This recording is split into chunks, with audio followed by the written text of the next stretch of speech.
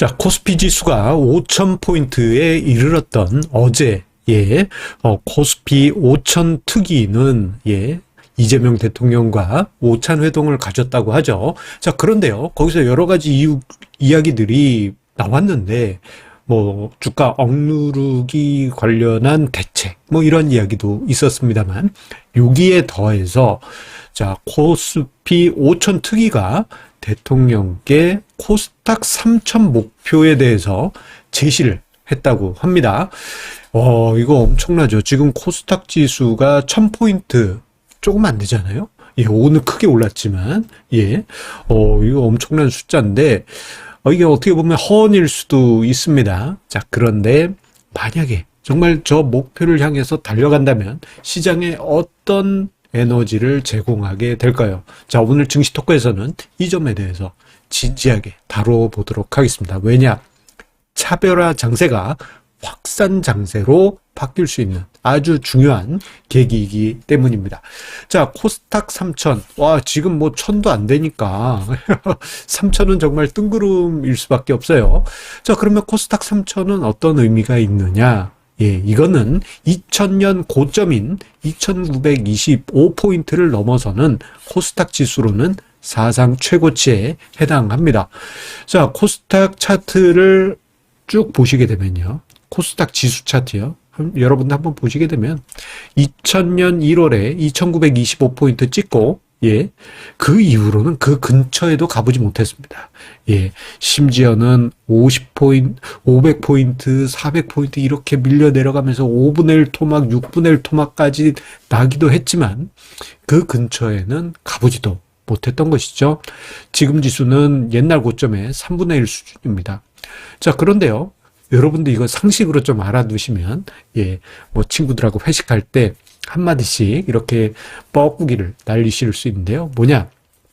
지금의 지수는요, 2004년 1월에 곱하기 10배 한 겁니다. 이게 무슨 얘기야? 여러분도 한번 코스닥 지수를요, 2004년 1월 쭉 보시다 보면 아마 1월 24, 25, 26 요 사이일 것 같은데 어느 순간부터 과거의 지수가 소수점 둘째 자리 보게 되면 뭐 예를 들어서 뭐 500, 뭐 12.1 하고 보통은 이제 요즘에 여기 숫자가 또 하나 더 있죠. 그런데 다 빵입니다. 2004년 1월 언제부터는 다 과거가 소수점 둘째 자리가 빵이에요. 왜?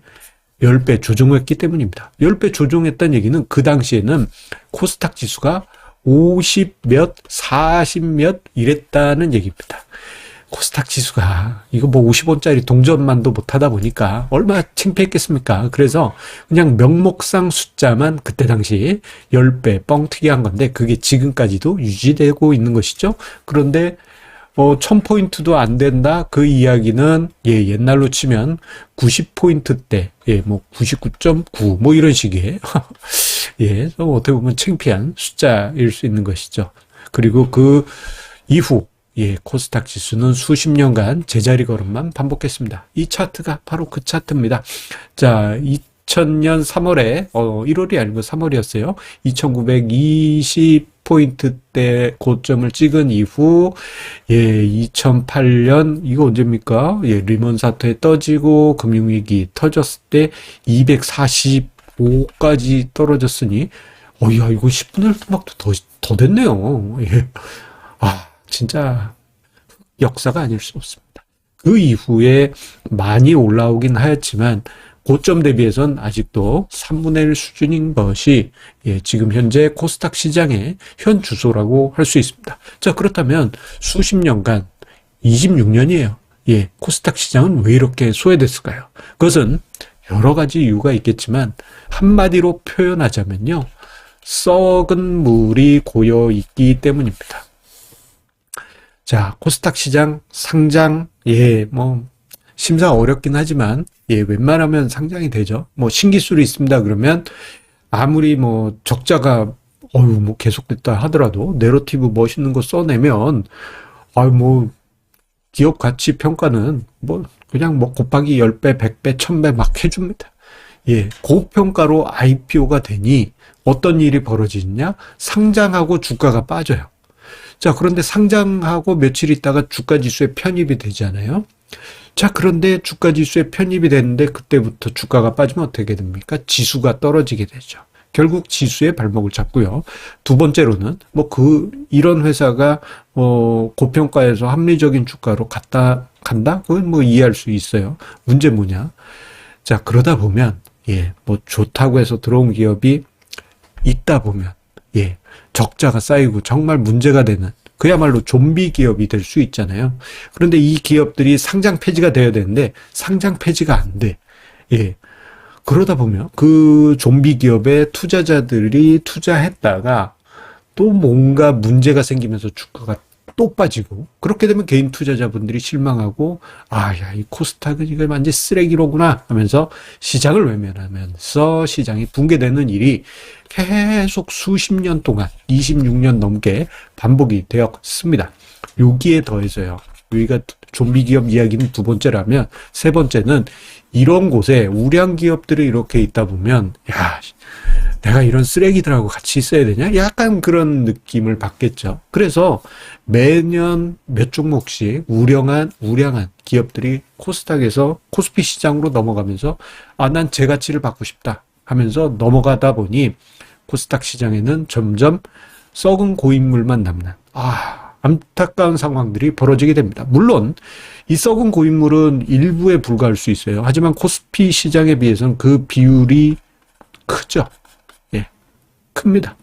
자, 결국 코스피 시장 대비해서 질적으로 떨어지고 하다 보니까 투자자들의 외면이 있고 종종 차별화 장세의 원인이 되는 그러한 원인이 되어 왔습니다. 자, 그런데 이 코스닥 시장에 대해서 이제 목표 지수 3,000을 제한을 했다고 하잖아요. 그리고 작년에는 코스닥 시장 활성화 대책이 나왔었습니다. 자, 그런데 작년에 그게 11월 말에 언급이 되고 12월 중순에 금융위에서 보도자료를 냈을 때 사람들이 처음엔 와 했는데 이거 아닌가? 긴가민가한데 하면서 확신을 못했어요. 그 과정에 차별화 장세가 더 심해졌죠. 자, 그런데 또 한 번 이 이야기가 나왔다 한다면 긴가민가 하는 게 이제 확신으로 조금씩 바뀌어갈 가능성이 크게 되죠. 그래서 작년 12월 중순에 나온 코스닥 시장 활성화 대책 관련한 보도자료를 보게 되면 이게 현실이 될 수 있겠구나라는 가능성을 생각해 볼 수 있습니다. 가장 중요한 게 이제 다산다사예요. 좋은 종목이 있다 그러면 상장시켜줘. 그런데 아니야? 그러면 상장 폐지야. 지금은 좋은 종목이 있으면 상장해줘. 아니야? 조금 더 봐. 그러면서 종목 수만 수천 개가 되는 시장이 되고 말았던 것이죠. 자, 그런데 상장 폐지도 많아진다. 그리고 올해부터는 시가총액 방식, 매출액 방식 기준으로 해서 상장 폐지 기준이 강화되기 때문에 소위 좀비 기업들의 상장 폐지가 드러날 가능성이 높고 그로 인해서 구조적인 개선이 진행될 가능성이 큽니다. 여기에 코스닥 본부의 독립성과 기능 강화가 추진될 가능성이 크다라고 하죠. 이게 의미가 있는 게 이게 하나의 그냥 부처의 이렇게 밑에 가지라고 하면은 위에 눈치 보다가 제대로 기 못 피잖아요. 하지만 독립성을 강화한다? 그럼 뭔가 의욕을 가지고 코스닥 시장 뭔가 우리 키워봐야 될 거 아니야? 이런 의욕을 가지게 될 겁니다. 그러한 부분. 그리고 기관의 진입 여건 강화라, 여러 여건을 좋게 해준다든가, 그리고 IPO 심사에 있어서 종목이 이건 진짜 아닌데 싶으면은 여러 가지 심사를 강화한다든가 이러한 제도들이 말이 아니라 행동으로 이어질 것이다라는 기대치를 높이게 되는 것이죠. 그런데 이 코스닥 시장이 만약에 정말 활성화 정책이 쭉쭉 되고 정말 꿈에 그리던 그 지수를 향해서 달려간다? 그러면 어떤 일이 벌어지느냐? 지금의 소수 종목만 상승하는 코스피 종목의 차별화 장세가 종목 전반으로 상승하는 코스닥 종목뿐만 아니고 스몰캡, 중형주까지도 코스피 시장이요. 모두 상승하는 확산 장세로 전환될 가능성이 높습니다. 앞으로의 시장, 이게 정말 하나의 마중물이 돼서 정말 그렇게 전개될지 한번 우리 흥미롭게 지켜보도록 하죠. 자, 여러분들의 성공 투자 응원드립니다. 감사합니다.